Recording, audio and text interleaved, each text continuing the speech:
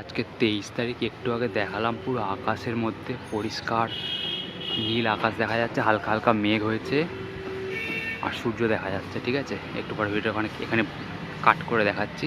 এখন অবস্থা এরকম। এই দেখ, সকাল সকাল হয়ে গেছে, আকাশে সূর্য বেরিয়ে গেছে। মেঘের যে আগে যে ব্লগটা বানিয়েছিলাম, মেঘ মেঘ হয়েছিল আকাশে, পুরো বৃষ্টি পড়ছিল।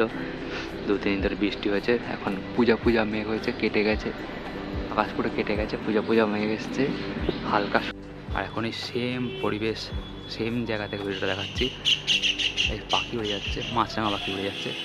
আর এখন এই পুরো আকাশ ঘিরে কালো কুচকুচে মেঘ চলে এসছে। 2 ঘন্টা হয়নি, 6:30 থেকে 8:30 পর্যন্ত পুরো আকাশে রোদ ছিল, নীল আকাশ দেখা যাচ্ছিলো। বললাম একটু আগে ভিডিও বানিয়ে বললাম যে আকাশ পুরো পরিষ্কার হয়েছে। 2-3 দিন আগে যে বৃষ্টি হয়েছে, সেই বৃষ্টির পরিবেশটা কেটে গেছে। বাট এখন এই যে ভর্তি মেঘ আকাশে, পুরো বর্ষাকালের মতো মেঘ ঝুলে ঝুলে রয়েছে। এই যে ঝুলে ঝুলে মেঘ রয়েছে, কখন বৃষ্টি হবে বলা যায় না। চারদিকে ওরা ভর্তি। শীতকাল অবস্থা, শীতকাল যেরকম নীল আকাশ থাকে সেরকম থাকবে, কিন্তু সেই নীল আকাশ থাকার কথা নেই। ঠান্ডা ঠান্ডা হাওয়া দিচ্ছে আর বর্ষাকালের মতো বৃষ্টি হওয়ার জন্য এই যে কালো ঘিরে রয়েছে, কুচকুচে করে রয়েছে। আর নিচে সিমেন্টের কাজ হচ্ছে, বলা যায় না কখন বৃষ্টি নেমে যাবে। এই যে অবস্থা। এখানে থাম্বনেলটা নিয়ে নিই আমি এখানে। হ্যাঁ, যদি বৃষ্টি হয় এরপরে দেখাবো।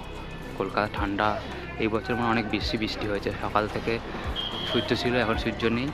আর 4-5বার বৃষ্টি হয়ে গেছে এই শীতকালে। একবার শীতকালে এত শুকনো হয় যে বৃষ্টি হয় না, এবার একটু প্রচণ্ড রকমের বেশি বৃষ্টি হচ্ছে। আকাশ পুরো ঘিরে রয়েছে, বাজ পড়ার চান্স আছে। ভয় আমি ছাদ থেকে পালাই নিচে, পরে দেখা যাবে বেঁচে থাকলে। হে